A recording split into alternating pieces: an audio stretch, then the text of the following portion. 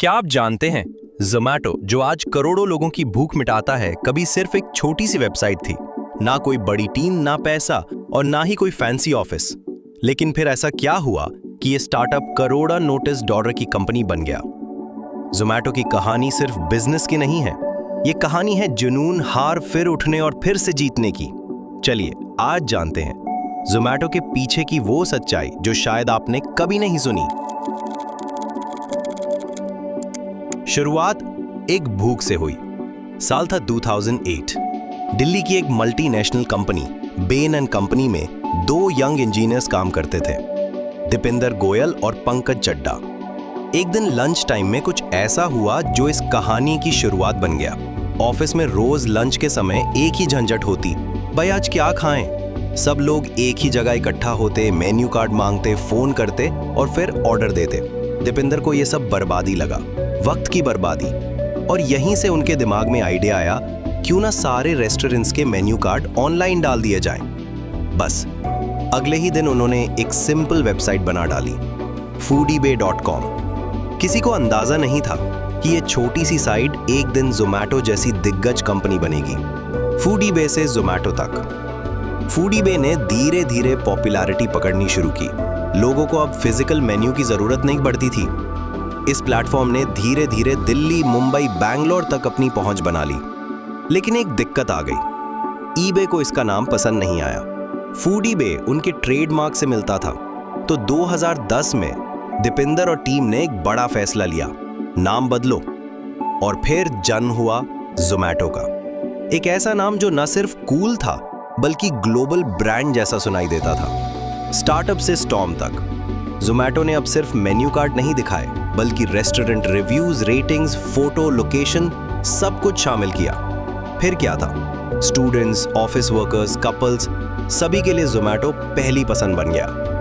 2011 में ज़ोमैटो को पहला बड़ा फंड मिला, इन्फोएड से 4.7 करोड़ रुपए की इन्वेस्टमेंट। इसके बाद उन्होंने पीछे मुड़कर नहीं देखा। नई शहरों में लॉन्च, नई टीम और नई टेक्नोलॉजी। ज़ोमैटो धीरे धीरे एक रेस्टोरेंट डिस्कवरी ऐप से फूड डिलीवरी जायंट में बदलने लगा। इंटरनेशनल उड़ान।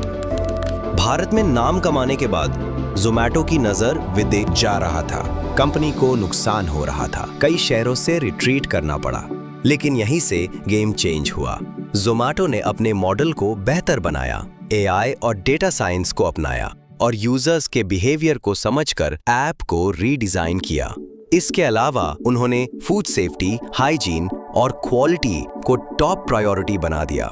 धीरे धीरे ज़ोमैटो फिर से उठने लगा और इस बार पहले से ज्यादा ताकतवर। आईपीओ और इतिहास। 2021 में ज़ोमैटो ने जो किया वो भारत के स्टार्टअप इतिहास में सुनहरे अक्षरों में लिखा गया। ज़ोमैटो का आईपीओ लॉन्च हुआ, पहले ही दिन 38x ओवर सब्सक्राइब हुआ। स्टॉक मार्केट में ज़ोमैटो की एंट्री ने साबित कर दिया कि भारतीय स्टार्टअप्स भी दुनिया के दिग्गज बन सकते हैं। ये भारत के यूथ, टेक्नोलॉजी और एंटरप्रेन्योरशिप का जश्न था। ज़ोमैटो का सीक्रेट फॉर्मूला। ज़ोमैटो की सफलता के पीछे कुछ छुपे हुए सूत्र हैं। कस्टमर फर्स्ट फिलॉसफी, हर चीज यूजर एक्सपीरियंस के लिए। डेटा इज किंग, लाखों डेटा पॉइंट्स के आधार पर निर्णय। अडेप्टेबिलिटी, हर हार से सीखना और खुद को बेहतर बनाना।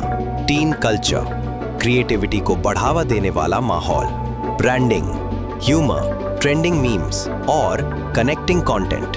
ज़ोमैटो ने ये साबित किया, सिर्फ बड़ा सपना नहीं, बड़ा एग्जीक्यूशन भी जरूरी होता है। अब आगे क्या? आज ज़ोमैटो फूड डिलीवरी से कहीं आगे निकल चुका है।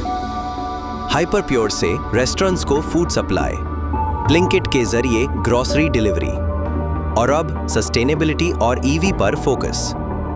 ज़ोमैटो का लक्ष्य सिर्फ प्रॉफिट कमाना नहीं, बल्कि भारत के करोड़ों लोगों की लाइफस्टाइल को बेहतर बनाना है। ज़ोमैटो की कहानी हमें एक बात सिखाती है, हर बड़ी चीज की शुरुआत एक छोटी सी प्रॉब्लम से होती है। एक दिन का आइडिया, एक छोटी सी वेबसाइट और आज वो कंपनी अरबों की वैल्यू की बन चुकी है। अगर आपके पास भी कोई आइडिया है तो उसे छोटा मत समझो, क्योंकि आप नहीं जानते आपका आइडिया दुनिया बदल सकता है। अगर ये कहानी आपको पसंद आई हो तो इसे शेयर कीजिए और कमेंट में बताइए आपका सपना क्या है।